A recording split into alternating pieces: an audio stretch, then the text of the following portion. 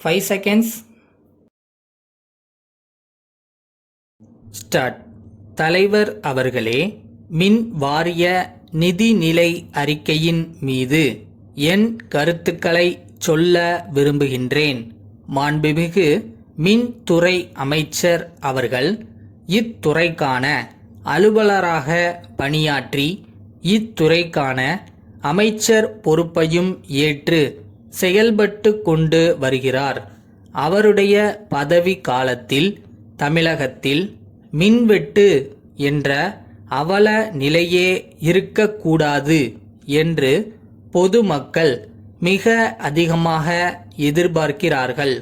இயற்கை சூழ்நிலை காரணமாக நமக்கு ஏற்படுகிற மின்வெட்டு என்ற அவல நிலையை தவிர்க்க நாம் மாற்று ஏற்பாடுகளை பரிசீலனை செய்ய வேண்டிய கட்டாயத்தில் இருக்கிறோம் என்பதை மறந்துவிட முடியாது.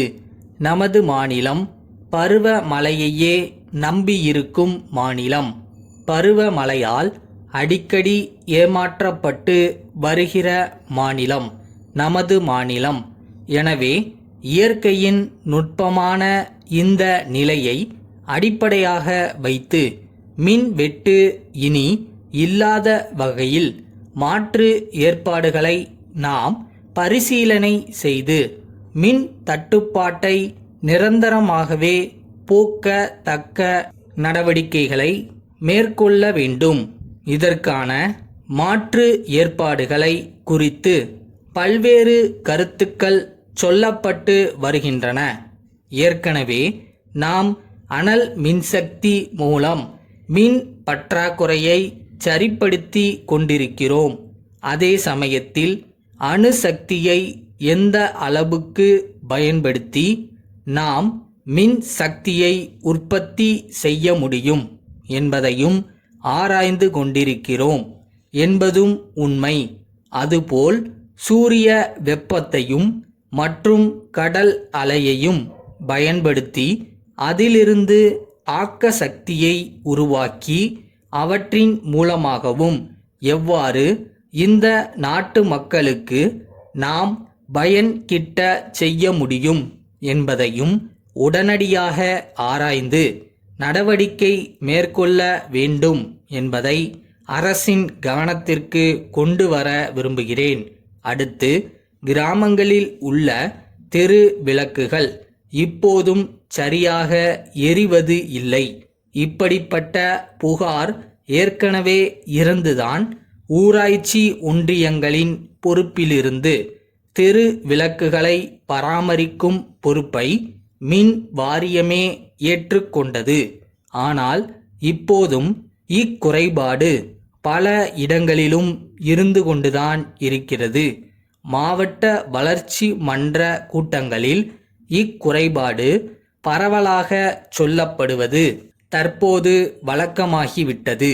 இந்த நிலைக்கு மின் வாரியம் ஆளாகக்கூடாது என்பதுதான் என்னுடைய கருத்தாகும். அடுத்து, குடிசைகளுக்கு ஒரு விளக்கு திட்டம் என்பது இந்த அரசின் சிறந்த ஒரு திட்டமாகும். இத்திட்டத்தின் மூலமாக ஏழை எளிய மக்களுக்கு மின் வசதியை உருவாக்கித் தரும் நிலை ஏற்பட்டு இருக்கிறது. பொதுவாக எல்லோராலும் பாராட்டப்படுகிற திட்டமாக இது இருந்தாலும் இந்த திட்டத்தில் இருக்கின்ற ஒரு குறைபாட்டையும் நான் இந்த நேரத்தில் சுட்டிக்காட்ட விரும்புகிறேன். இந்த திட்டத்தின் கீழ் இணைப்பு கோரி போடப்படும் மனுக்களை வாங்குவதில் பொது மக்களுக்கு பெரிதும் இடர்பாடுகள் ஏற்படுகின்றன. இதற்கான விண்ணப்ப மனுக்கள் பல்வேறு விலைகளில் தனியார்களால் விற்கப்படுகின்றன. மின்சார வாரியமே இந்த மனுக்களை அச்சடித்து குறைந்த விலையில் மின்சாரத்துறையின் மூலமாகவே விற்பனை செய்வது நல்லது.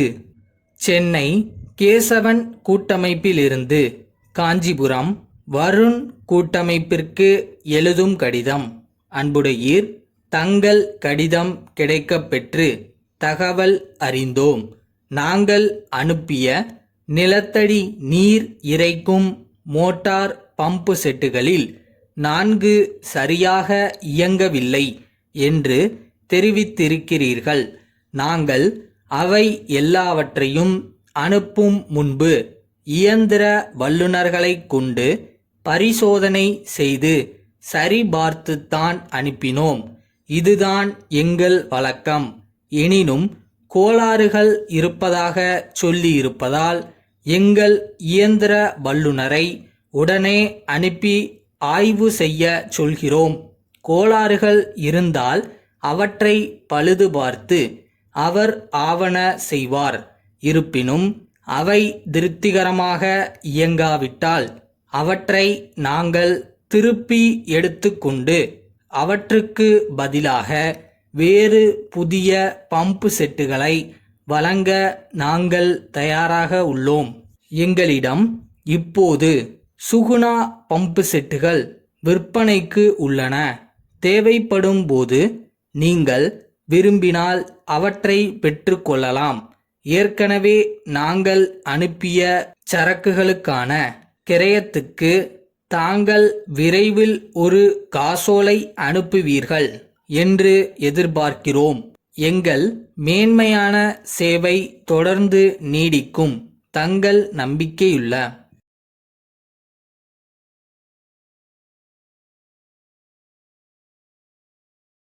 கஷ்டப்படுறது உண்மையாக கஷ்டப்படுங்க. நீங்கள் கஷ்டப்படுறதுக்கான ஊதியம் கண்டிப்பாக இருக்கும். ஸோ டார்கெட் என்னன்னு ஃபிக்ஸ் பண்ணிட்டு போனீங்கன்னா யூ கேன் டெஃபினெட்லி அச்சீவ்.